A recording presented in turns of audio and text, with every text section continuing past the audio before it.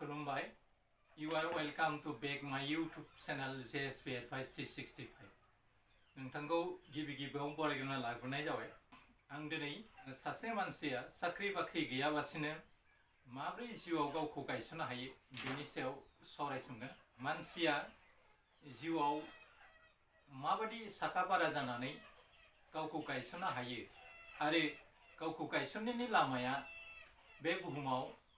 आनान गसाया गोबां लामा जोंनो दिन्थिना हरदों नाथाय साफ्रोमबो मानसियानो गावनि जिउखौ माबोरै गायसननांगौ आरो माबोरै गावखौ दैदेननांगौ बिनि सायाव मालाबा जोङो गावखौनो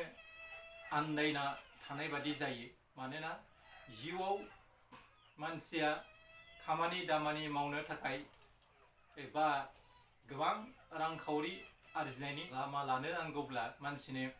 रांखान्थियारि फाइनान्सियेलि हेल्प बा फाइनान्सियेलि ग्रेन्ट बायदिसिना लाग्रोनांगौनि गोनांथि दं जोङो सरकारनिफ्राय फाइनान्सियेलि ग्रेन्ट लायाबासिनो जों गावनो गावनि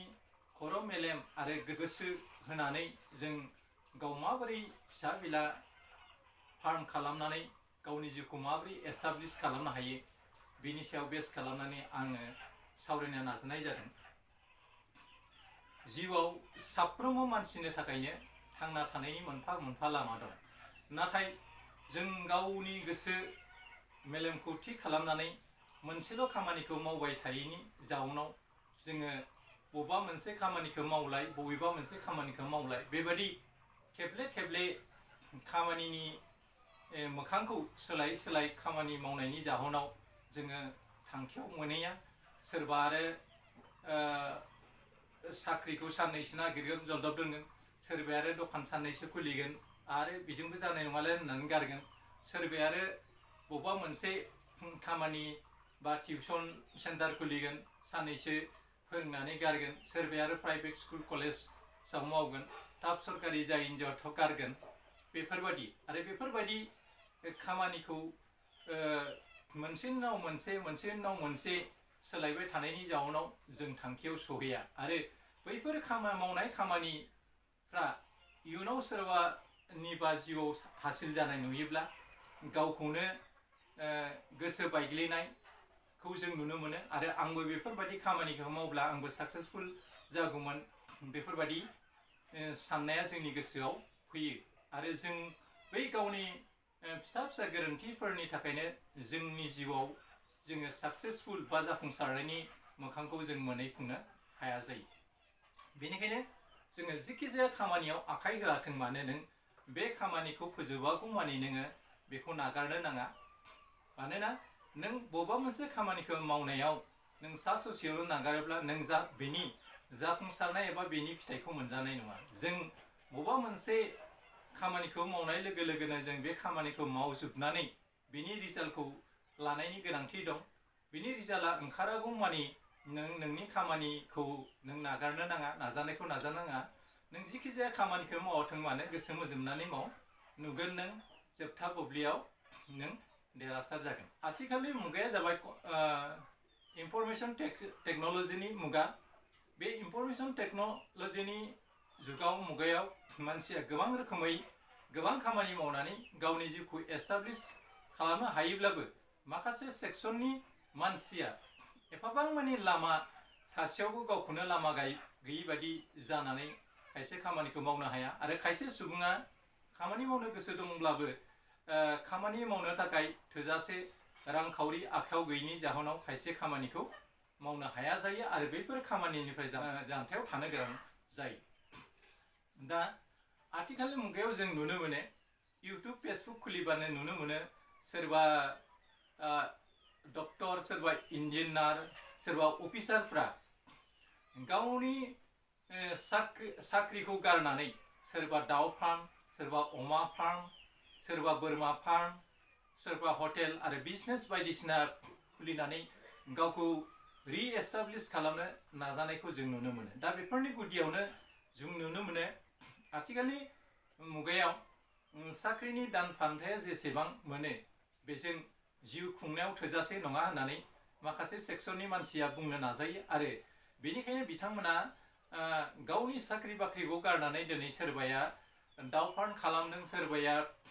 फुख्रि बानायदों, सोरबाया अमा फार्म बानायदों, सोरबाया बोरमा फार्म खालामदों, सोरबाया दाउ फार्म खालामनानै दिनै लाख लाख कौटि कौटि थाखा आरजिनायखौ जोङो ससियेल मिडिया आरो फेसबुकाव नुगासिनो दङ। दा आङो बावहाय सुंद'बै थांनो फोरमायनो नाजानाय जादों दि जोङो साख्रि बाख्रिखौ साफ्रोमबो मानसियानो जिउआव मोनफुंजोबा। सोरबाया पोस्ट ग्रेजुएट ग्रेजुएट जानानै आलादिङा गिदिंलाबायनानै साख्रि बाख्रि नागिरना मोननो थाङाखै। सोरबाया डक्टर इन्जिनियार पास खालामनायनि उनावबो मोजां सेटेलमेन्ट मोनाखै। बेफोरबायदिनो गोबां मानसिया गोबां दुखु जारलाजों साग्लोबनानै इनफिरियरिटि कमप्लेक्सआव गोलैनो गोनां जायो, जायनि जाउनाव सोरबाया गावनि जिउखौ लानानै गावनि सायावनो मुगैनाय फैनानै गावनि जिउखौबो फोजोबना लानायखौबो जों नुनो मोनो। नाथाय बियो इनाय। जिउआ मोनसे दावहाथिलि। बे दावहाथिलि बुहुमाव जों थांनानै थानो नांगौबा जों हाजासे खैदां खैफोद, सारअन्थाइ, बांग्रिं आरो सिलाय गुलिजोंबो दावहा नांनानै गावनि जिउखौ रैखाथि खालामनायनि बे मोनसे सम। आरो बेफोर खैदां खैफोदखौ नों नेवसिनानै जेब्ला फैनो हागोन अब्ला नोङो देरहासारनायनि मुकुटखौ गाननो हागोन। दा बेबायदिनो जोङो न'आवनो जोङो साख्रि बाख्रि गैयै सुबुंफ्रा बा न'खर आइजोफ्रा फिसा बिला दाउ फार्म, बोरमा फार्म, अमा फार्म बानायनानै जों गोबां थाखा आरजिनानै गावनि न'खरखौ, गावनि गथ' गथायखौ बेफोरनि जोहैबो फरायहोनो हायो। दा गिबियावनो बयनिख्रुइ इजिसिन थाखा आरजिनायनि लामायानो जाबाय नोंनि न'आवनो थाखानाय दाउफोरखौ, थामहिनबा लकेल दाउफोरखौ नोङो फेहेरनानै थाबैनो नोङो गोबां थाखा आरजिनो हायो। खमावनो नों जुदि 100निफ्राय 1000सिम स्टार्टिं खालामनानै नोङो न'आवनो लकेल दाउखौ फिसिनो हायो। आरो बियो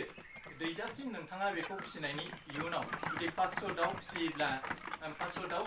नोङो 500 दाउनिफ्राय खमावनो नों 250 दाउदैखौ नोङो दैलि मास मोनसे फानोब्ला 250जों नोंथाङा आथिखालनि मार्केटआव लकेल दाउदैनि बेसेना खमावनो 10 रां। 10 रां नङाब्लाबो बायगिरि नोंथाङा 8 राङै फानब्लाबो 250 सानजाब 8जों नों मास मोनसेयाव बेसे जायो बेखिनि थाखाखौ नों मोननो हागोन। आरो बेजों लोगोसे बे दाउदैनि फैसाजोंनो नोङो आदार दाना बायदिसिना बायनानैबो नोङो लासैनो नोंथांनि फिसा दाउ फार्मखौ नों गेदेर महर होलांनानै मोनसे बुब्लियाव नोङो 1000से, 1002, 1003, 1004, 1005 बेफोरबायदिनो गिदिर मोनसे प्रजेक्ट खालामनानै नों मोनसे बुब्लियाव खामानि मावहैनो हागोन। अब्लाना नोङो लाखनिफ्राय कर'रपति जानायनि लामाया बे दाउ फार्मनि जोहैबो खालामनो हायो। दा नोंथाङा जि साबजेक्टनि सायाव नोंथाङा इन्टारेस्ट दं, दाउ फार्म बा दाउ फार्म, अमा फार्म बा अमा फार्म, जुदि मोसौ फिसिनायनि आबाद मावनोबा मोसौ फिसिनाय, अमा बा अमा, बोरमा बा बोरमा, बेफोरबायदि बा फारौ बा फारौनि आबाद मावनाय, बेफोरबायदि नोङो मोनफा मोनफा प्रजेक्ट बिथांखि लानानै खामानि मावोब्ला बेफोर बिथांखिनि जोहैबो नोङो गावखौ गायसननो हानायनि लामा दङ। आथिखालाव फारौ फिसिनानैबो लाख लाख थाखा खामायगासिनो दङ। मानोना आथिखालाव खायसे कमिउनिटिनि मानसिया फुजा फाथाल होयो आरो फारौफोरखौ बिथांमोना हगारो। आरो असमिया कमिउनिटिनि मानसिया गोबाङैनो फारौ जायो। आरो जोंनि बर' कमिउनिटिनि गेजेरावबो फारौ उरुनि थामहिनबा फारौ बिर होनाय, बायदिसिना हाथारनाय, बायदिसिना फुजा जायो। बेफोरावबो फारौनि दामफ्रा आथिखालाव जरासे फारौनि दामा 250निफ्राय 300, 400, मालाबा 500हालागै थांनायखौ जों नुनो मोनो। मालाबा बेफोरबायदिनो नों गाव मोजां मोननाय साबजेक्टनि सायाव नोंथाङा बेफोर आबाद एबा फार्मखौ खालामनानै नोङो गावखौ जौगाहोनो हायो। दा आङो स्पेसियेलि न'खरावनो मिनि फार्म खालामगासिनो दङ। नाथाय आङो सोलोंबाय दं माब्रै लकेल दाउफोरखौ बेंखन सोरगिदिं नेट नेट दुमदिंनानै आरो बिनि गेजेराव बिनि दाउ थाग्रा न'खौ लुनानै जों माबायदि दाउखौ सिरिबाङै लाखिनानै खम समनि गेजेरावनो दाउखौ जों माबोरै फोथांनो हायो आरो बिनि सायाव जोङो बेफोर दाउफोरखौ फिसिनानै जों माबोरै थाखा आरजिनो हायो बेनि सायाव बेस खालामनानै आं आथिखालाव सिम्पल मेथडै दा लकेल दाउफोरनो आङो बिदि फिसिगासिनो दङ। दा दाउ फार्म खालामनायाव बांद्राय थाखानि गोनांथि गैया। नोंथाङा बयलार बायदिसिनाखौबो खालामनो हागोन बा गुबुन जाथोनि दामिकनि दाउ लाबोनाबो नों बेखौ खालामनो हागोन। नाथाय आथिखालनि मार्केटाव जोंनि लकेल दाउनि डिमान्डआ बयलार दाउनिख्रुइ डिमान्डसिन। मानोना बयलार आरो सालानि दाउफोर जायोब्ला नोङो जिउआव गोबां बिथिङाव गावनि देहा सोलेराव बेराम आजारबो सोनानै लानो गोनां जानो हागौ। मानोना बेफोर दाउफोरखौ नों मोजां रोखोमै रुख'नानै बा खाथ्रि संख्रि होनानै रुख'नानै मोजां रोखोमै जायाब्ला नोंनि देहा सोलेराव गोबां बिजाथाय एबा बेरामफोर जानो हायो। नाथाय जोंनि लकेल दाउफोरखौ जायोब्लाबो नोंथाङा जेबो साइड इफेक्ट जानाय नङा। आरो लकेल दाउफोरनो नों एफाबां मानि दामिकनि बेसाद जाहोनायनि गोनांथि गैया आरो लकेल दाउदै आरो लकेल दाउनि जि बेसेन बेयो मार्केटाव आथिखालाव खोब डिमान्ड दं। बेनिखायनो फै जों न'आवनो फिसा फिसा फार्म खालामनानै गावखौ गायसननो नाजानि। दा आंनि सावरायनाय आइटेमा गुबैयै लकेल फार्म बानायनायनि सायावनो लकेल दाउ फार्म। दा दाउखौ फिसिनाय लोगो लोगो नोङो माबायदि दाना जाहोनांगोन बेनि सायाव आं नोंथांमोननो फोरमायथिनो नाजानायदों। फिड शिडिउल फर दा पाउल्ट्रि। जुदि पाउल्ट्रि फार्म खालामनायाव नोङो सान हिसाबै आरो माबायदि आदारखौ जाहोनांगोन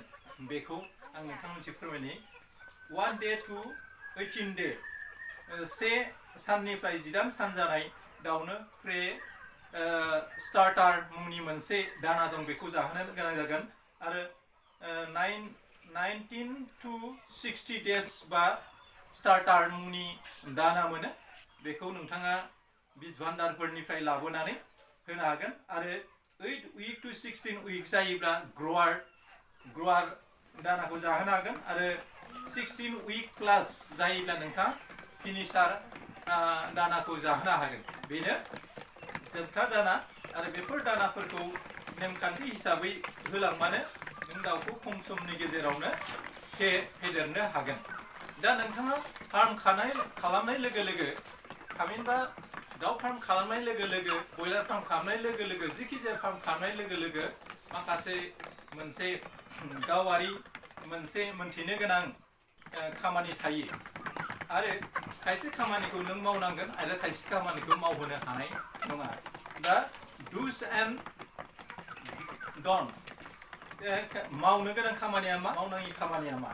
सेथियावनो फार्म टु साफ सिखनকৈ ৰাখিব লাগিব। ফাৰ্মखौ নঙে সাকন সিকनै লাখিনাंगोন। नैथियाव ঘৰত মাটি দিয়াৰ আগতে টু आरो सुन দিব লাগে आरो ঘৰটো ওখ হ'ব লাগে। मा होनदों? फार्माव हा होनायनि सिगां जुजाइ आरो सुनै होनो नांगोन आरो बिथाखौ गोजौ खालामनांगौ। थामथि खिनि ভেকচিন দিয়া मुर्गी फार्मर ভিতৰত হ'ব লাগে। ভেকচিন होनाय दाउखौ फार्मनि सिङाव दोननो नांगोन। सारि बिहुद्ध पानी দিব লাগে, गोग्गो दै होनो नांगौ, थारमाने सरनाय दै होनो नांगौ। 5 बेसि ঠান্ডা দিলে লাইটৰ ব্যৱস্থা কৰিব লাগে। बांद्राय गुसु जायोब्ला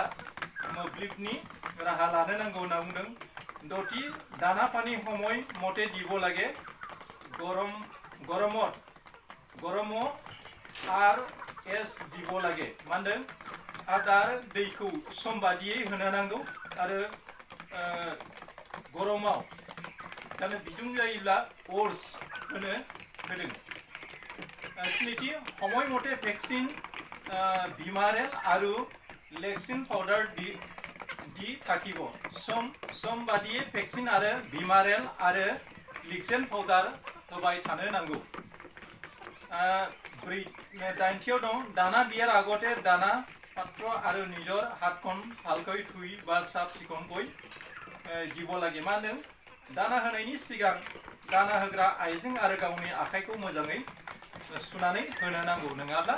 दाउफ्रा बेराम जानो हागौ दा बे जोंनि मावथारनो लागा बे गाइडलाइन नोंथाङा दाउ फार्म खालामोब्ला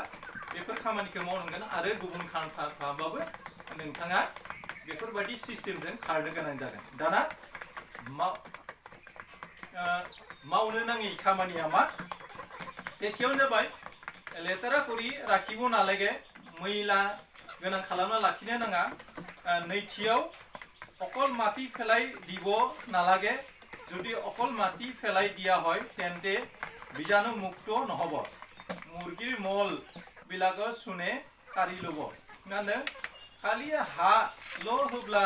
जानाय नङा जुदि हा गोजा होयो अब्ला बीजाणु जायो बेनिखायनो सुनैजों लिरनांगौ होनदों बे दाउ दोनग्रा न'नि भिटिखौ थारमाने हा मैजाखौ थामथि भेक्सिन दिया मुर्गीर लगत भेक्सिन निदिया मुर्गी एकेलगे राखिब नालागे आरो आन जीव जन्तु मुर्गीर लगत एकेलगे राखिब नालागे माने भेक्सिन होनाय दाउजों भेक्सिन होयि दाउफोरखौ दोनफानो नाङा आरो गुबुन जुनादफोरखौबो दाउजों दोनफानो नाङा होनना बुंदों ब्रैथि आयरनत पानी দিব नालागे आयरनाव दै होनो नाङा बाथि प्लास्टिक बा प्लास्टिकर बस्ता तलत राखिब नालागे प्लास्टिकनि बस्ता मालाबाबो सिङाव लाखिनो नाङा आवला चावल खुवाब नालागे आवला माइरं जाहोनो नाङा स्नि सात बेसि गरमत भेक्सिन आरो पेलुर द्रप দিব नालागे बांद्राय गरमाव भेक्सिन आरो फिलुनि मुलि होनो नाङा दाइनथियाव दं फार्মৰ ভিতৰত আন ব্যক্তিক প্ৰৱেশ নিষেধ যদিও প্ৰৱেশ কৰিব লাগে তেন্তে পটাছ পানীত ভৰিখন ছিটিয়াই আৰু চেনিটাইজেশ্যন কৰি প্ৰৱেশ কৰি দিব লাগে फार्मनि सिङाव गुबुन मानसिफोरखौ हाबनो मोनाब्लाबो हाबोथारोब्ला पटासनि दैजों आथिंखौ सुनानै आरो सेनिटाइजारजों सुनानै हाबहोनो हागौ दा बेफोर बेयो मावनाङि आरो सेथियाव बुंनाया मावथारनांगौ खामानि खालामनाङि दा आं नोंथांमोननो दाउनि जाहोनाय दाना आरो मोनसेया जाबाय दाउ फार्म खालामनायनि सिगाङावनो दाउ फार्मनि सिङाव माबायदियै जों साखाफारा जानानै खामानिखौ मावनांगौ बेनि सायाव आं फोरमायबाय दा बेनि उनाव दङ भेक्सिन शिडिउल फर दा पल्ट्रि दाउफोरनि थाखाय भेक्सिनखौ मा समाव नोंथाङा होनो नांगोन बेनि सायाव आं नोंथांमोननो खिन्थानो नागिरदों the name of vaccine how to use सान नेम अफ भेक्सिननि मुं हाउ टु इउज आरो बेखौ माबोरै बाहायनो नांगोन फार्स्ट डेआव दं first vaccine Marek's disease vaccine plus अर्स हाउ टु इउज बेखौ माबोरै होनांगोन इंजेक्शन अर्स मिक्स विथ वाटार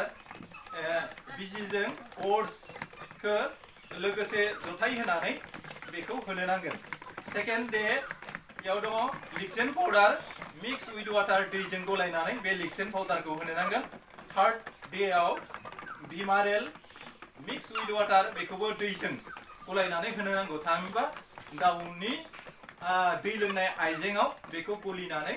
होनो हायो ब्रैथि नर्मेल वाटार वार्म वाटार जुदि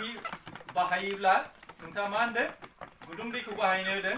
second day 5 to 7 day second vaccine मा लेसोटा हाउ टु इउज बेखौ मा अरेल ड्रप्स होनो नांगोन 90 सानाव मा होनो नांगोन भेक्सिना मा भिमारेल आरो बेखौ माजों दैजों गलायनानै मिक्स विथ वाटार गुथि लिक्सेन पाउडार मिक्स विथ वाटार दैजों गलायनानै होनांगोन 10 सानाव नर्मेल वाटार आरो बेखौ मा गुदुं दैजों होनो नांगोन 13 दिनाव थामथियाव नर्मेल वाटार आरो होनो नांगोन warm water 4 to 16 day third vaccine गोलैनांगोन भेक्सिननि मुङानो जाबाय IBD बस्टार ड्रिंकिं वाटार होनो हायो बाहायनो हायो 7 डे नर्मेल वाटार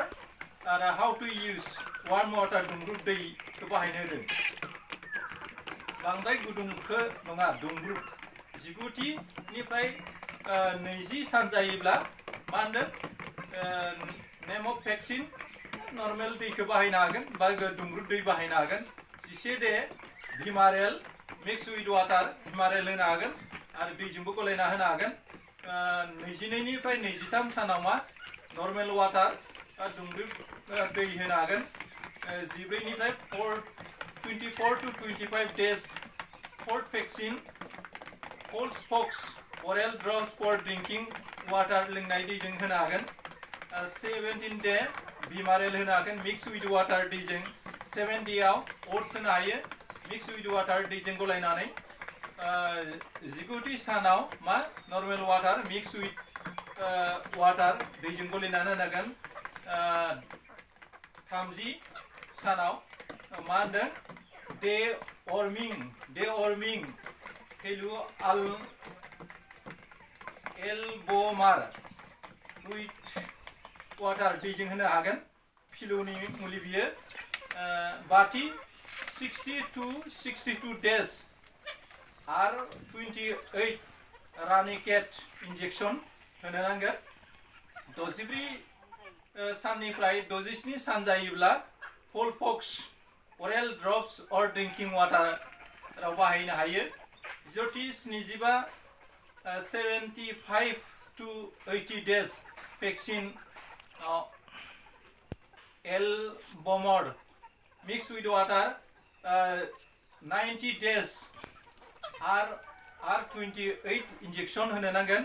बिनि उनाव 7 आव दङ 120 day onward Elbomar injection 125 days Elbomar injection दा बेफोरखौ नोंथाङा दा बे खिन्थानाय बेसादफोरखौ नोंथाङा गोसोआव लानानै आरो बेफोरखौ नोंथाङा गोसोआव लाजोबनो हायाब्लाबो आथिखालनि मुगायाव फार्मासि आरो बिस भान्डारफ्राव दाउनि मोसौनि बोरमानि जिखि जाया जुनादफोरनि दानाजों लोगोसे मैगं थाइगंनि बेगर लाफायो आरो बेफोर दखानाव थांनानै नोंथाङा मा बेराम जादों दाउआ थेन्थावदोंना दाउआ खिस्रायदोंना दाउआ माबायदि अबस्था जादों बेखौ खिन्थाब्लानो नोंथाङा बेखौ गुगोलाव सेरनानै नायनानैबो बेफोर मुलिफोरखौ होनो हागोन आरो बै दखानिफोरनिफ्राय आरो बेफोरबादि लाइन भेटेनारि डक्टरफोरखौ लोगो हमनानैबो नोंथाङा माखासे गाइडलाइनखौ लानानै बेफोर खामानिखौ मावनो हागोन आं स्क्रिनाव न'नि दाउनि सावगारिखौ नोंथांमोननो होगासिनो दङ नोंथांमोना बिनिसै बेफोर गाइडलाइनफोरखौ मोजां रोखोमै बाहायोब्ला नोंथांमोना मा दाउ फार्मखौ मोजां रोखोमै लाखिलांनो हागोन दा आङो भिडिअखौ बांद्राय गोलाव खालामनो सानला नोंथांमोना आथिखालनि मुगायाव साफ्रोमबो मानसिया साख्रि बाख्रि मोनजोबनाया एथ' गोरलै नङा मानोना आथिखालाव सोलोंथाइनि हारा बांबोगासिनो दङ आरो गोरों गोरा जानायनि बिसाना बांबोगासिनो दं साख्रिनि जि डिमान्ड बे डिमान्डआ आथिखालाव जाबादि सुबुंफोरनो साख्रि होनो नांगौ बेफोरबादि पोस्ट क्रिएट गभर्नमेन्टआ होनो हाया जादों जायनि जाउनाव गोबां मानसिया बेकार प्रब्लेमजों भुगिनानै जिउ खांनो गोनां जादों दा बेनिखायनो जोङो मोनफा मोनफा लामा बासिनानै जों गावखौनो माबोरै सेल्फ डिपेन्डेन्ट खालामनो हायो गावनि आथिङाव जों माबोरै गसंनो हायो बेखौ नायनानै नोंथाङा खामानिखौ मावोब्ला थाबैनो जौगानो हागोन आं सानो बे लकेल दाउआ जोंनि आबै आबौनि दिननिफ्रायनो फैबाय थानाय मोनसे ट्रेडिशनेल जिब जुनार फिसिनाय मोनसे आइटेम बे आइटेमखौनो जोङो साइन्टिफिकेलि मेथडजों खामानि मावोब्ला जों गोबां रां आरजिनो हागोन होननानै आं सानो नोंथांमोना समफोरखौ ओरैनो आद्रि खालामाबासिनो जोङो बेफोर खामानिखौ मावनानैबो जोङो जिउआव दावगानायनि मोखांखौ लानो हायो आरो थाखा फैसा बेसादफोर मोननायावबो सहाय जायो लोगोसे जोङो गोग्गो आदार गोग्गो बेसाद जानानै जिउखौबो खुंनो हायो फै जों बयबो मोनफा मोनफा लामा लानानै गावनि जिउखौ दानायनि लामायाव बारसोमनि जोबथा बुब्लियाव जायफ्रा आंनि JSP एडभाइस 365 चेनेलखौ नायगासिनो दं बिथांमोननिसिम आंनि गाहाम हामलायनायखौ बावहरबाय लोगोसेयावनो आफा आनान गसाया नोंथांमोननि जिउखौ अराय गाहामै लाखिबाय थाथों बेखौ मिजिंथिबाय आरो जायफ्रा गोदान बिथांमोना आंनि JSP एडभाइस 365 इउटुब चेनेल लोगोसे फेसबुक पेजखौ फल' खालामना ला जाहाथे आंनि गोदान भिडिअफ्रा नोंथांनि खाथियाव अराय सहैनो हायो जोबथा बुब्लियाव नोंथांनिसिम फिन अननाय मोजां मोननायखौ बावहरफिननानै दिनै कन्टेन्टखौ बेखिनियावनो फोजोबनाय जाबाय एसेनोसै गोजोन्थों खुलुमबाय जै बर' हारिनि